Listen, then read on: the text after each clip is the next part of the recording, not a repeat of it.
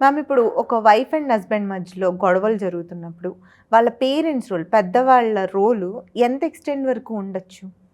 కొత్తగా మ్యారేజ్ అయిన వాళ్ళది వాళ్ళ స్పేస్ వాళ్ళకి ఇచ్చినట్టు ఇచ్చి రూప పేరెంట్స్, రెండు పక్కల పేరెంట్స్ కూడా వాళ్ళని అబ్జర్వ్ చేస్తూ ఉండాలి. అట్లీస్ట్ ఒకప్పుడంటే ఒక 5-6 months అయితే సెట్ అయిపోయారని అనుకునేవాళ్ళు, కానీ 1-2 years మినిమం పేరెంట్స్ అబ్జర్వ్ చేస్తున్నట్టు వాళ్ళు అంటే ఓవర్ అటెన్షన్ ఇస్తున్నట్టు వాళ్ళకి ఫీలింగ్ క్రియేట్ చేయకుండానే మనం వాళ్ళ మీద కన్నేసి ఉంచాలి, పిల్లల మీద. ఈ చిన్న చిన్న డిస్ప్యూట్స్ అట్లాంటివి వచ్చినప్పుడు ఫస్ట్ ఆఫ్ ఆల్ ఇగ్నోర్ చేయటం మంచిది.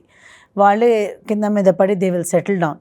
మనం ఇన్వాల్వ్ అయితేనే పెద్దవి అవుతాయి. కానీ ఒక చేయి దాటుతుంది, ఇవి ఎక్స్ట్రీమ్స్కి వెళ్తున్నారు అని అనిపించినప్పుడు అక్కడ మేజర్ విషయం ఏంటంటే రూప, మా అమ్మాయి మా అబ్బాయి వాళ్ళే కరెక్టు, వాళ్ళే రైటు, ఆ కోణంలో అసలు ఆలోచించకూడదు పేరెంట్స్.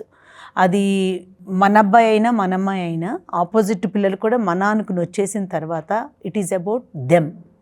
అది మన అనుకునేది కాదు, అది మన గురించి, మన ఫ్యామిలీ గురించి, మన పిల్లల గురించి అని ఆలోచిస్తే అప్పుడు అది ఎలా ఉండాలంటే రూప, మా అబ్బాయికి మీ అమ్మాయికి మ్యారేజ్ జరిగిందని అనుకో, నేను మీ అమ్మాయి దగ్గరికి వచ్చి అమ్మాయి ఏం జరిగింది ఏంటి అని అడిగే ఆ చనువుతో నేను నీ దగ్గరికి వచ్చి అప్రోచ్ చేశానంటే నేను నీ కూతురికి ఇచ్చే కంఫర్ట్కి ఆ పాప సగం ప్రాబ్లం సాల్వ్ అయిపోయినట్టే ఫీల్ అవుతుంది. కరెక్ట్.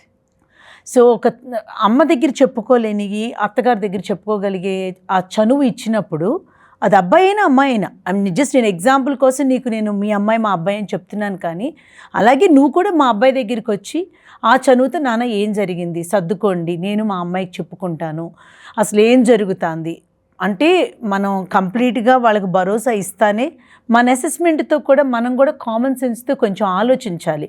అక్కడ నా పిల్ల నా కొడుకు అన్నది అసలు టోటల్గా మర్చిపోవాలి. వాళ్ళిద్దరి గురించి కలిపి ఇద్దరు నా పిల్లలే, ఏం చేస్తే నా పాత్ర ఎంతవరకు నేను దీనిలో ఇన్వాల్వ్ అయితే వాళ్ళిద్దరూ మళ్ళీ బాగుంటారు అన్న ఒకే ఒక థాట్ ప్రాసెస్తో కనుక పేరెంట్స్ రెండు పక్కల వాళ్ళు కనుక వర్కౌట్ చేస్తే అసలు ఆ గొడవ అక్కడితో గొడవ కూడా కదా, అది ఇంకా అసలుมันమర్చిపోయేలాగానే అవుతుంది. కొందరు ఏం చేస్తారంటే అటుపక్క పేరెంట్స్ని కూడా పిలుస్తారు, ఇటుపక్క పేరెంట్స్ వస్తారు, పంచాయతీ పెడతారు, ఏం జరిగిందని అడుగుతారు. జరిగిపోయినట్టు గురించి ఎందుకు, నాట్ నీడెడ్, వాట్ నెక్స్ట్ అనేది ఆలోచించాలి. ఇప్పుడు ఎట్లా ఉంటుందంటే, నేను గ్రాసరీకి వెళ్ళాను, నా బ్యాగ్ పట్టుకోలేదు, లేకపోతే నేను ఇది అడిగాను ఇది చేయలేదు, టైంకి రాడు, ఫోన్ ఎత్తడు, ఇవే చెప్తారు పిల్లలు.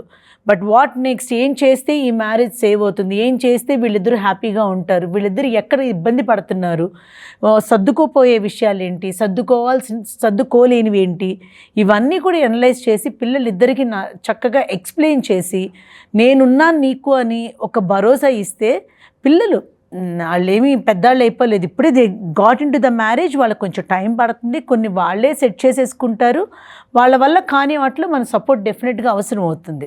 సో మనము పిల్లల్ని అలా వదిలేయలేం. వాళ్ళకి 50 ఏళ్ళు వచ్చి మనకి 70 ఏళ్ళు వచ్చినా they are our children. So మన పాత్ర ఎప్పుడూ ఉండాలి, కానీ మన అనుకుని మితిమీరకుండా సెల్ఫ్ సెంటర్డ్గా ఆలోచించకపోతే కనుక పేరెంట్స్ ఇన్వాల్వ్మెంట్ ఎప్పుడూ ఉండాలని నేను అనుకుంటాను. Thank you so much. Thank you.